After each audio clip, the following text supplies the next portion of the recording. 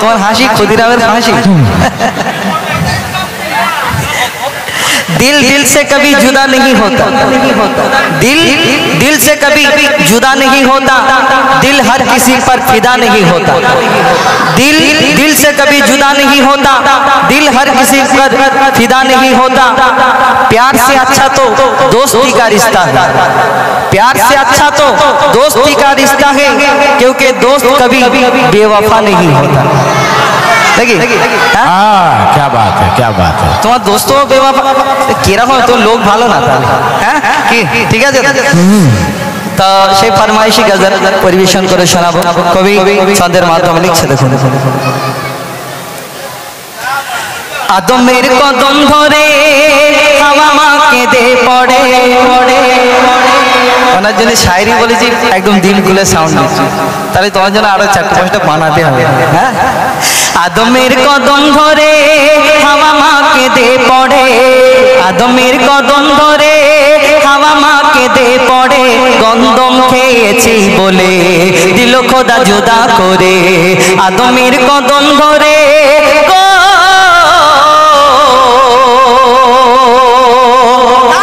পিতা আদম আর মা হাওয়া ওই জান্নাত থেকে দুনিয়ার মধ্যে যেদিন আসলেন, একজনকে পাঠালেন জেদ্দায়, একজনকে লঙ্কায়। পিতা আদম আল্লাহর দরবারে ফরিয়াদ করলেন, সিজদা করলেন। কতদিন? একদিন নয়, 2 দিন নয়, 3 দিন নয়, 300 বছর আল্লাহর দরবারে ফরিয়াদ করার পরে তাদের যখন ক্ষমা করলেন, তারপর কি হয়? কবি ছন্দের মাধ্যমে আরো কি লিখছে, দেখুন।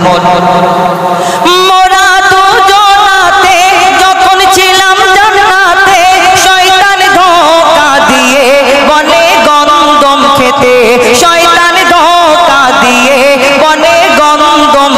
খেতে, গন্ধমের নেশায় পড়ে খেয়েছি দুজনকে দুই কিনারে, দুজনকে দুই কিনারে, আদমের কদম ধরে হাওয়া মা কেঁদে পড়ে, আদমের কদম ধরে হাওয়া কেঁদে পড়ে, গন্ধম খেয়েছি বলে দিল খোদা জুদা করে, আদমের কদম ধরে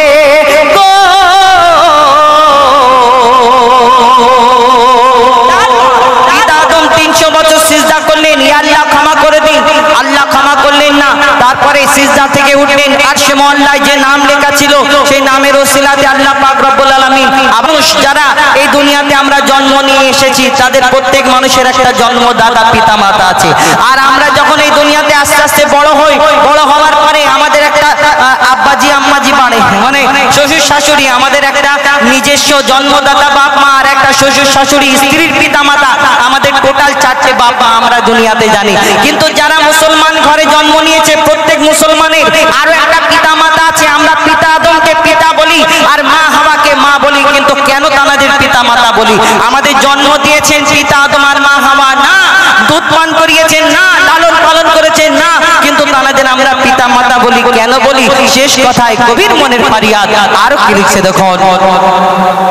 বলছে আল্লাহ স্বয়ং ওই হাওয়া আদম, বলছে আল্লাহ স্বয়ং ওই হাওয়া আদম, তাদের মা বাপ ছিল না, তারাই মা বাপ প্রথম, তাদের মা বাপ ছিল না, তারাই মা বাপ প্রথম। মা বাপের স্নেহ মায়া পাইনি আদম হাওয়া, তারা খায়নি মায়ের দুধ, পাইনি বাপের ছায়া, তারা খায়নি মায়ের দুধ, পাইনি বাপের ছায়া। ছিল না বাপ মা তাদের, তাই তারা বাপ মা মোদের, আদম হাওয়া থাকে সব বাপ মার ভিতরে, আদম হাওয়া থাকে সব বাপ মার ভিতরে গো। তানবীর কালাম ওরে তোর মা বাপের কদম ধরে, অধম হো যায় পাওরে তোর মা বাপের কদম ধরে, চুমে নে তাজিম করে এই সুযোগ দিও না ছেড়ে, আদমের কদম ধরে হাওয়া মা কেঁদে পড়ে, আদমের কদম ধরে হাওয়া মা কেঁদে পড়ে, গন্ধম খেয়েছি বলে দিল খোদা জুদা করে, আদমের কদম ধরে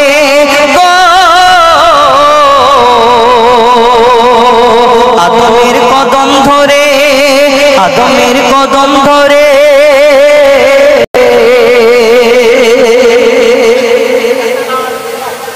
बहुत को बहुत আরেকটা তারপরে কালামকে ডেকে না ওনাকে ঝগড়াটা শুরু করে দেবো কি ঝগড়া গজল হবে তো নাকি আরে তোমরা বলো হবে আর আপনারা হয়তো চিন্তা করছেন যে আমার ছোট বোনটা কীভাবে স্টেজে এলো আমরা যত আবুল কালাম হুজাইফা যারা আমরা আচিপুরে অনেকে শুটিংয়ে বিটুবি করতে যাই আমরা ওনাদের বাড়ি যাই আমাদের ছোট বোন আমাদের যেখানেই গজল হয় ও চলে আসে তো যাই হোক আপনারা কেউ কিছু মনে করবেন না তো এখন আবুল কালাম আর হুজাইফা এটা একটা কেন আবিল কাবিল প্রশ্ন করে যে কালামটা ফরমাইশ করেছে এই কালামটা হয়ে যাক ছোট করে তারপর কালাম তুমি চলে আসবে চলিয়ে এবারে হুজাইফা শুনলেন আদমের কদম ধরে এর পার্ট 1 কিন্তু এটা হলো পার্ট 2 এবং এই বছরে পার্ট 3 বার করেছে হ্যাঁ পার্ট 3 বার করেছি এই পার্ট 3 এর মধ্যে কি ঘটনা আদম আলাইহিস সালাম আর মা হাওয়া পার্ট 1 এ এই দুনিয়াতে আসলো তারপরে ওই ক্ষমা পেল তারপর পার্ট 2 হাবিল কাবিল প্রশ্ন করে মানে তাদের বাচ্চা কাচ্চা হলো কিন্তু পার্ট 3 তে কিছু ঘটনা রয়েছে যেমন পার্ট 3 এর মধ্যে রয়েছে হাবিল কাবিল এই পিতা আদম আর মা হাওয়াকে ইবলিস শয়তান পিতা আদম যখন দাফন হয়ে গেল মানে যখন তাকে দাফন করা হলো তাকে কবর দেয়া হলো তখন পিতা আদমকে ইবলিস শয়তান সিজদা করার জন্য আবার কান্নাকাটা করলো আল্লাহ আমি আল্লাহ যদি ক্ষমা করে কিন্তু আল্লাহ বলল না ইবলিস শয়তান ওকে আর ক্ষমা হবে না তারপরে ওই ঘটনার মধ্যে লেখা হয়েছে যে এই দুনিয়াতে আমরা কুকুর দেখা পাই আমরা অনেক জনা ঘরেতে কুকুর পুষি এই কুকুরটাকে আমরা জানি কুকুর খুব বাফাদার হয় কিন্তু কুকুর নাপাক এই কুকুরকে কিন্তু ঘরে আমরা মুসলমানরা রাখতে পারবো না কিন্তু এই কুকুরটা সৃষ্টি হলো কোথা থেকে কুকুরটা এলো কোথা থেকে এই ইবলিস শয়তানের কোন একটা জিনিস থেকে এই কুকুরকে সৃষ্টি করা হলো এবং ঈসা আলাইহিস সালাম তিনি বিনা পাপেতে বিনা শুধু মায়ের গর্ভ মা মারিয়ামের গর্ভ হতে দুনিয়ার মধ্যে এসেছিল কিন্তু এই মা মারিয়ামের গর্ভ থেকে তিনি বিনা পাপে কেন আসলো এই রহস্যটা কি সেই সময় এই ঘটনাগুলো ঘটেছিল পিতা আদমের জামানায় এই ঘটনা ইনশাআল্লাহ পার্ট 3 এর পরের রাউন্ডে যখন আসবো ওই পার্ট 3টা শোনাবো এখন পার্ট 1 শোনালাম এখন পার্ট 2টা শোনাই হাবিল কাবিল প্রশ্ন করে তারপরে পার্ট 3টা ইনশাআল্লাহ আপনাদের সম্মুখে পরিবেশন করে শোনাবো কবি পিতা আদম আর মা হাওয়া ওই দুনিয়ার মধ্যে যখন আসলো তারপরে তাদের বাচ্চা কাচ্চা হলো আর বাচ্চা কাচ্চা হওয়ার পরে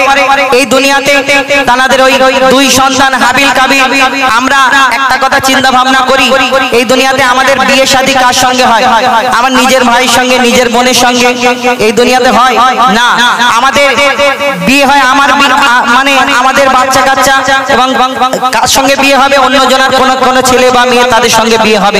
কিন্তু এই দুনিয়াতে পিতা আদম আর মা হাওয়া দুনিয়ার মধ্যে প্রথম এসেছিলেন কিন্তু সেই সময় অন্য কি দুনিয়াতে কেউ ছিল নাকি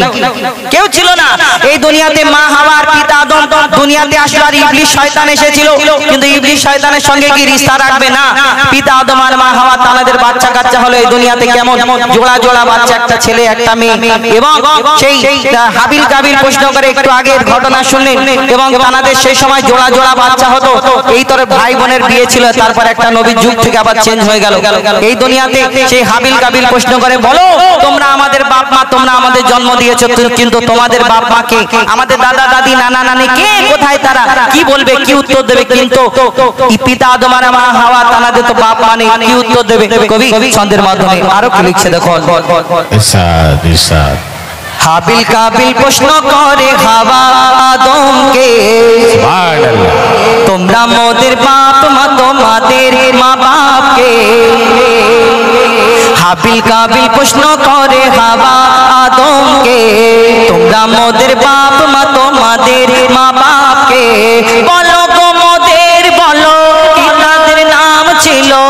বলো গো মোদের বলো কি তাদের নাম ছিল মোদের দাদা দাদি নানা নানি আছে কোথায়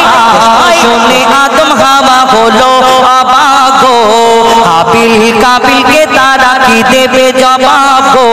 দুজনে আল্লাহ বলে সিজদাতে যায় চলে দুজনে আল্লাহ বলে সিজদাতে যায় চলে বলে মাসুম ছেলে মোদের কাছে একই জানতে চায়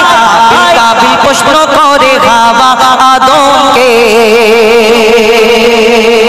তারপর পিতা আদম আর মা হাওয়াকে যখন এই প্রশ্ন করে তাদের বাপ মা নেই কি উত্তর দেবে কে বাপ মা কোথায় পাবে কবি ছন্দের মাধ্যমে আরো কি লিখছে দেখুন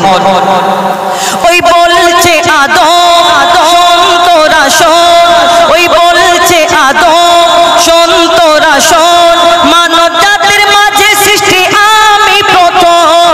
মোর পাজিরার হাড়ে ওই হাওয়াকে গড়ে, মোর পাজিরার হাড়ে খোদা হাওয়াকে গড়ে, আর গন্ধম খেলাম দুনিয়ায় এলাম জান্নাত ছেড়ে,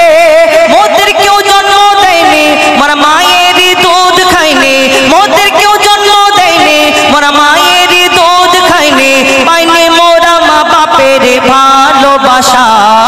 মোদের নেই বাবা মোরা এতিম দুজনা, বাবা কি মোদের জানা হলো না,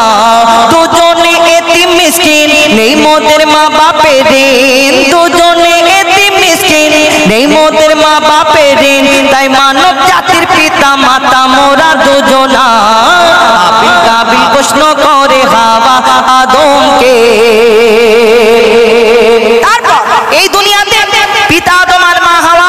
এই দুনিয়ার মধ্যে আসলো, কিন্তু আমরা জানি আল্লাহ পাক রব্বুল আলামিন সর্বপ্রথম মাটির আদমকে সৃষ্টি করে সকল ফেরেশতাদের হুকুম করেছিল, এই আমার